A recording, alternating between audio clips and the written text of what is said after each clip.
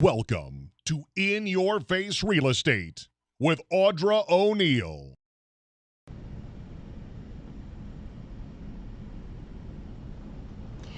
Hey everyone, my name is Audra O'Neal. Thank you so much for joining in today. We are going to be doing this every single week. We are going to do a 10-minute just a 10-minute conversation about something that's going on in real estate or pertaining to your house, just trying to give you value about how you navigate as a homeowner, buying real estate, and what your real estate can do for you. Okay, so today, we have a lot of people that talk to us about foundation.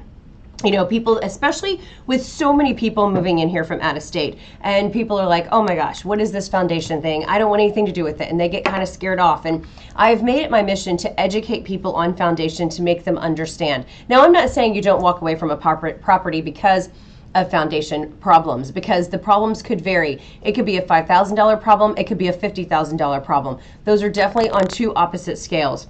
However, typically, once your foundation is repaired, that house is more solid than it was when the builder built it. And a lot of people in your custom homes put piers in before they build the home. So that's really awesome. Now, something you have to know about most of our areas is that there is no rebar in the driveways. And that's one reason our driveways get all cracked up. That is a completely separate surface than the house of your foundation.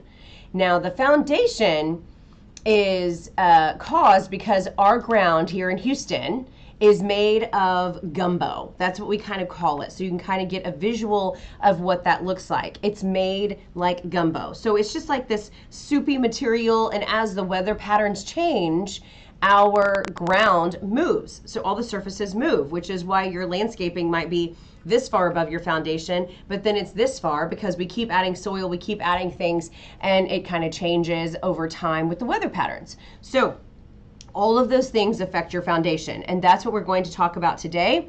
While you're a homeowner, the one thing that you absolutely 100% need is a sprinkler system. Okay, back in the day, builders didn't even offer this. And, builders typically give you a 10-year warranty on your foundation here in Houston and our surrounding Greater Houston areas. However, what they realized was, crap, I'm getting call after call after call because people are not putting that sprinkler system in on their own.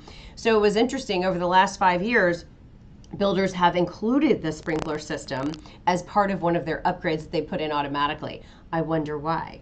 I'll tell you why, because it helps get that foundation watered. But you, the homeowner, must turn it on, okay? Now, this is what we're going to talk about today. This is why, what, who, before you buy, during your ownership, and when you sell. So my name is Audra O'Neal with the Greater Houston Area Expert Real Estate. I'm a Greater Houston Area Expert in real estate. Now, why do we have foundation issues? We just talked about that. Because of our ground and our soil and things like that. So what do you need to do? Keep the ground moist. Monitor and manage the drainage around your property. A lot of people get French drains or some sort of drainage. Typically our yards are kind of graded so that your water drains from the side. Each of your yards kind of go into a slope like this. Typically, I'm not saying every single yard, but most of them. And then they drain right out to the street. That is the idea. Sometimes that doesn't happen. I just went to a house a few weeks ago and it hadn't rained for that time, and it was just sopping wet. So I was like, okay, we've got to find a solution over here and figure out what's going on. First, we called the city. Then the city called the next person in line. Then we had to figure out whether that leak was coming from the street side, from a sprinkler system, from a busted pipe, or what was it coming from? Because that was too much water for the foundation. That was just standing water, which is never good in any part of your yard, especially if it's close to your house. Yes, you must keep it watered, but you also can't keep it overwatered. So you have to make sure you understand the difference to protect the foundation of your home, okay? Monitor and manage it on a regular basis. Repair known plumbing issues. Plumbing issues are the devil. We have all kinds of plumbing issues.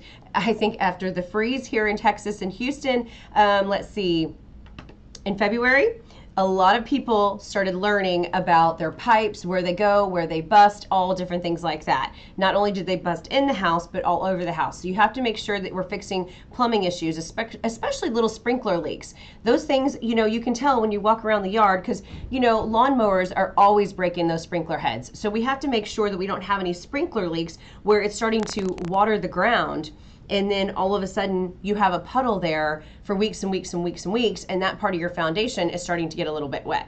Okay. Watch out for tree roots. Tree roots, they're massive, and whether they're getting water or not getting enough water is going to figure out where those tree roots are going to grow, because the tree roots are going to go toward the water. So if they're coming toward your house, okay, you need to do a couple of things. If the tree is still alive and very well, you can chop off some of those branches and you can put in a separator. And we actually did that in one of our listings a long time ago. We put in this, basically it's like this piece of sheet metal, and they dig it into the ground. It's like a straight shot all the way down to keep those roots from coming towards your foundation. Or you can just chop them off, start pushing them a different direction, and then put something there so that the roots don't go towards your house, because they will bust up your sidewalks. They will do all kinds of things to your house. So you have to protect the foundation of your home and your sidewalks to prevent from having to pour more concrete over the years. Okay. And then planting plants way too close to the foundation. Make sure it's the right kind of plant. And I don't know the answer to that, so don't ask me that, because I'm certainly not a green thumb. But talk to the people that are planting stuff. Talk to the people that have a green thumb at Enchanted Gardens, different companies like that, because those are where you're going to want to find out what plants are good to put closer to your foundation. Okay? All right, Cliff, you got to keep me on time. What's my time so far? I'm trying to talk fast, but not too fast, guys. So far, we've 8 minutes and 26 seconds. Holy cow. Okay, I got to go faster. So, thermostat and hey, I was going to say vaccines. That's hilarious. Thermostat and vacations. So just always make sure that your sprinkler system is on point during those times. Tips to prevent your foundation. Water twice a day. Set a timer on your sprinkler system. Okay? That water's at every day at dusk and dawn for about 30 minutes. Now, we don't quite do that at our house. We do about 20 minutes, and it depends on how much rain we've gotten. Michael will adjust our sprinkler system to water the yard and the foundation appropriately based on the amount of rainfall that we've had. So you've got to keep that in mind as well. Always drain the water away from your house. Don't allow the water to collect. If you have collecting water, go and figure out what the source is. Either pile it up with more dirt, get a drainage system, but fix it, okay? And then implement proper grading. Plant trees and shrubs away from your home based on what kind they are. And then here are 10 warning signs that you're going to look for with your foundation. And that is exterior cracks, interior sheetrock cracks, doors out of their square jambs, uneven floors. I can put a marble, I can walk into a house and boom, I know that something's unlevel here, or they didn't put the floors in right, or something's wrong, because I can make a marble go from the living room to the kitchen just like that. Door frames and window frames are separating from the brick. Of course, brick cracks, rotted wood on pier and beams, bouncing floors, tile cracks, and expansion joint separations. Expansion joints are basically this rubber gasket that's on all the outside of your exterior where the brick comes together. They have to put that in there because the houses move. And if they don't do that, then the brick's just going to crack in half. So basically, if those are coming apart, that is another sign of foundation. So that's just a quick thing. I also want to give a shout out to my 2 favorite foundation companies that we always go to, because you have to have a foundation warranty. When you are selling your home, typically people are going to want the drawing before you had your foundation work.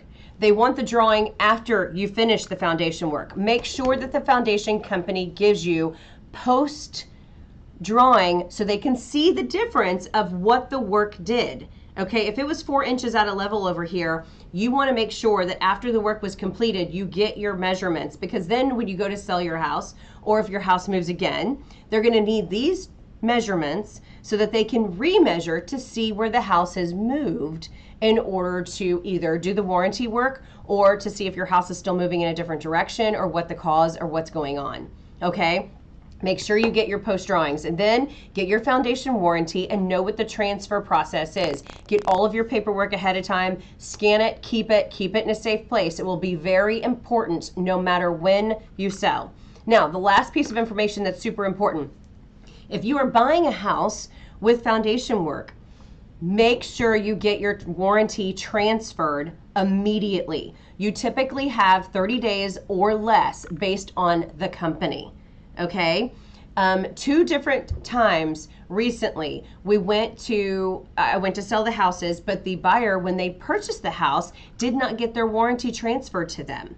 Okay, make sure you get the warranty transferred immediately. Find out the process, get it done, get the paperwork, put it in your files. Make it a checklist item when you buy a home that's had previous foundation work. Okay? And then my 2 favorite companies are Structured Foundation and Jericho.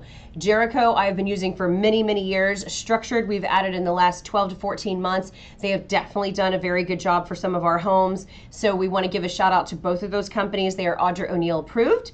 And thank you so much for watching. How am I doing on time, Cliff? We're at 12 minutes. We're at 12 minutes. Okay, Audra can't talk for 10 minutes. I'm going to have to change that time.